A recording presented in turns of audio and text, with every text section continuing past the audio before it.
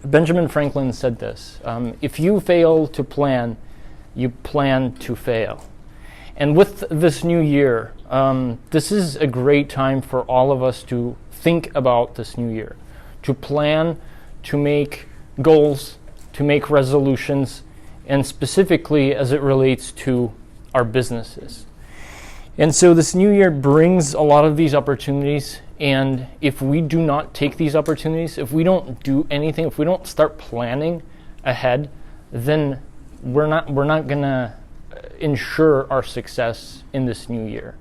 And so what I want to do today is to share with you three tips or three advices that I want to give to all of you that you can take and apply into your small business. And most of these advices, they're targeting your online presence, because the world is rapidly transitioning into the online world. I'm not sure if any of you have heard, but this is a popular or a common phrase. If you aren't online, you don't exist. And this is true for your business. If people, the chances of somebody typing in your business name on Google are very high, especially now. And if they're typing in your name and they can't find you online, then you just don't exist for them at that point when they're trying to find you.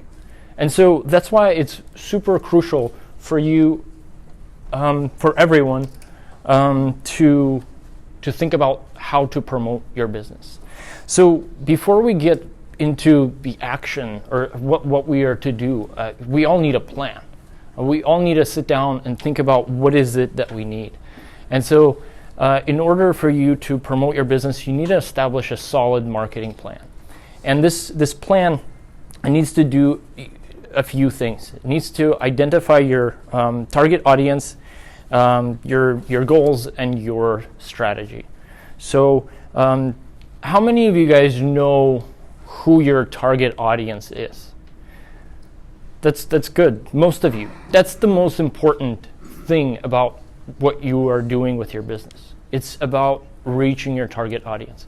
So understanding who the target audience is very crucial. You need to ask yourself these questions to identify.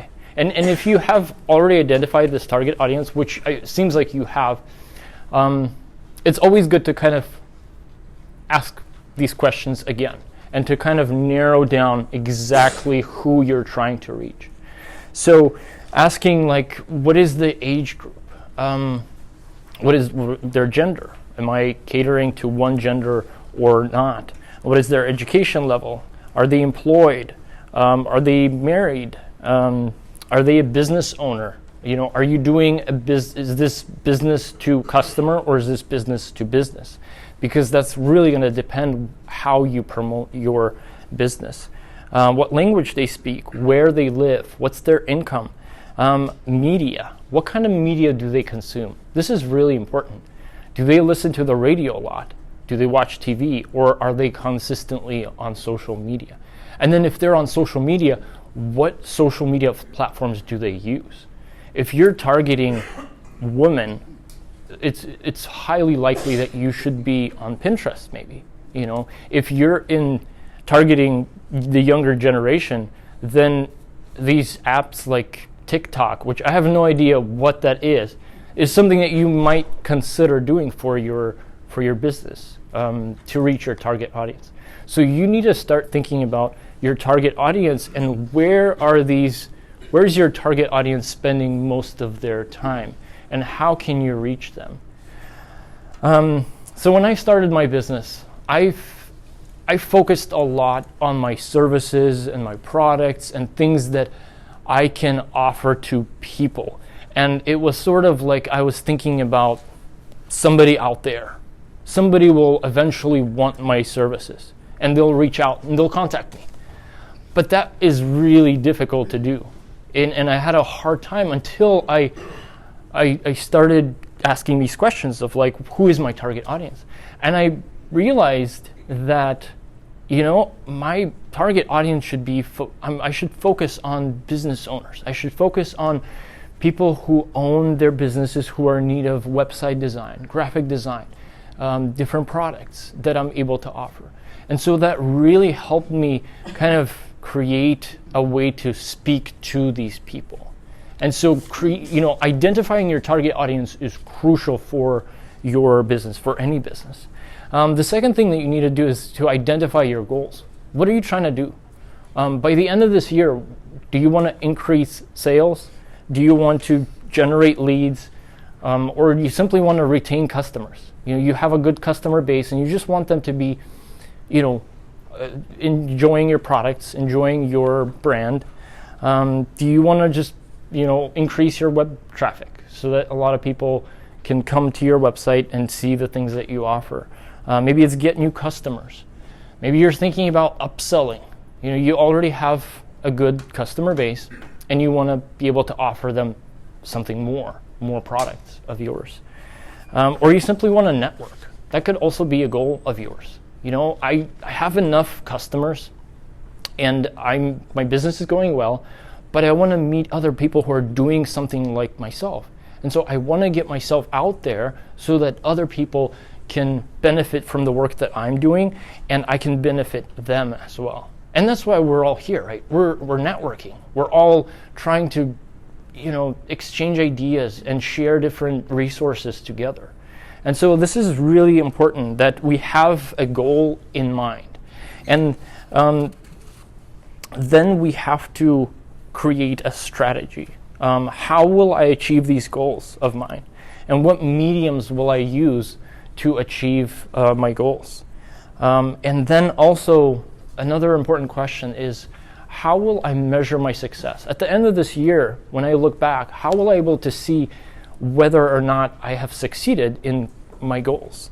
So whether it's like I need to sell this amount of services or this amount of products by the end of the year, or I want to increase this amount of sales.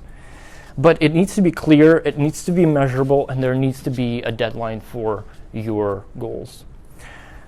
The second thing that once you've identified your audience, your goals, and your strategy, it's really important to think about what online platforms you should be using. So something to start off with is, what online platforms are you already utilizing? Are you on Facebook? Are you on Twitter? What kinds of things are you doing? And how is that working for you? And then also think about what new platforms can you use? And where can you have your business be present so that these target audience can reach you? And so inside the packet, there's a kind of like a checklist of different online platforms. And so the very first one is your website. Not every business necessarily needs a website, but there's different forms of a website. You need, maybe it's a full custom website for your business, which most businesses have. Maybe it's just a landing page. Some people might consider using a blog on their website or an online store. Let's say you're, offering different products, but you only do it in your store. Maybe it's a good idea to reach out and to reach more people. The other thing to consider is these popular online platforms. So they're kind of mixed around, but the most popular ones right now are Google My Business, Facebook, Instagram, YouTube, LinkedIn, Twitter. And then the other platforms which aren't as popular, there's not as many people, but they reach a certain kind of audience. And so those are, things to think about. So if you're a restaurant, you should definitely have a Yelp page, right? If you're reaching the younger audience, maybe considering these newer, trendier apps where your target audience is. Something I think is very important out of all of this. I think that every business needs a Google My Business listing. Because like I said before, it's very likely that people are typing in your business on Google. And Google does introduce this new thing recently, where when you type in a business name, they will actually have a listing on the side for your business. How many of you guys are using Google My Business? And you know what I'm talking about. Okay, only a few of you. If you have a business, no matter what business it is, I think this is very important for you to consider. And so I also have a checklist of how to claim and then verify and then use the Google My Business listing. It's very, Google sort of owns a lot of stuff. And so for you to have a listing for this Google My Business, I think it will do a lot for your business. And they also allow these posts and posting events and different offers. And so if you go down the checklist, you'll be able to kind of see what things they offer. And then also on the very bottom of that checklist, if you type in that URL, they actually will give you free stuff that will help promote your business. So things like a sticker. If you're a store and you have a storefront, you can put a sticker on the front of the store that says, "Hey, review us on Google," or it will give you different like posts of like reviews, people saying like, we love the Blaine Senior Center and this is a great place for seniors to come and to socialize, right? And then you can actually post that on your Instagram or your Facebook, and people will see that, and you didn't do anything, you just shared it. And so there's a lot of free resources that they're offering, and Google is sort of wanting everyone to get on this Google My Business listing. So depending on what your business is, it's good to kind of understand like what platforms should I be using and what platforms should I not be using. And you have to have a reason for why you are and why you're not using. Because again, you want to be intentional about everything that you do with your business. And the last thing is just being active. I think it's very important as a business to post regularly. I think that nowadays what that translates to is your presence that you as a business are running. And I honestly, it's a hard thing. It's a challenging thing to try to find content, try to find things that people will engage with, that people will find value in. And it's a hard thing, but it pays off a lot. Like, I started posting things regularly these last few months, and people have been coming up to me that like they know I'm there, and they're like, "Oh, your business is doing so well," and I'm like, "Yeah, it is," and they're all excited for me, and they kind of feel like I'm not just somebody who does business, but they know exactly what I'm doing. And so, whether it's on Facebook or Instagram or even all these other platforms, I think it's important to be there regularly. And you don't have to post regularly, but as long as you don't have to post daily. As long as it's consistent, I think people can kind of expect like, oh, okay, they're there. And throughout the week, having like 3 times when they are reminded of the fact that you as a business exist, that I think that does a lot for people. And also the way algorithms work, like the more regularly you post, the better off you will be to reach people, and especially your target audience. Also something to think about is to have a consistent voice. So when you're posting things, to kind of have this sort of brand that you're creating, that people are feeling like, okay, this is this business because they say certain things in a certain manner. And an important thing is not just to promote your stuff, promote your business, promote your products, and always sell. You have to kind of, you always have to give value to your customers. So if you're in the business of, of offering some sort of product or service, you understand what the target audience is, you have to kind of think, what is going to be valuable for these customers? What are they going to enjoy? What are they going to value? What do they need? And I think it goes a long way when we're not there just to promote and sell, but when we're actually giving a lot of value to them and they feel empowered, and they're more likely to follow you and use your products and services because they know you're not just there to sell. And I know people who do that on Facebook or all these social medias platforms, and for me it's a bit frustrating sometimes. It's like, well, I know that you're selling that. I don't care, you know. But when somebody can go on Facebook, and you know, most people are going to use their Facebook, their Instagram on their free time. They don't want to be sold a bunch of stuff. They just want things that connect. And that leads me to another, the checklist. What kind of content should we be posting? So I gave you some ideas, just some examples of the things that are good to post for your business. And then also I put the most engaging content. And this is stuff that gets a lot of engagement and a lot of excitement from your target audience. And a lot of these things I've noticed in myself, that whenever I'm posting something, you know, and it resonates with people, I get a lot of people who are, there's a lot of feedback, a lot of positive feedback. So some of these things like people, we love people, their faces, their emotions.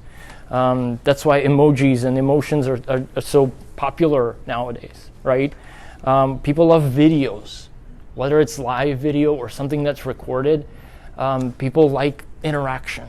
So that's why, like, I'm even recording this, because I know this is going to be valuable, because, you know, people like hearing people talk, not just, you know, typing and, you know, reading people's stories. But stories are very important. They're very engaging because it connects with people. So things that are inspirational, things that are unexpected, if they get like a fresh point of view.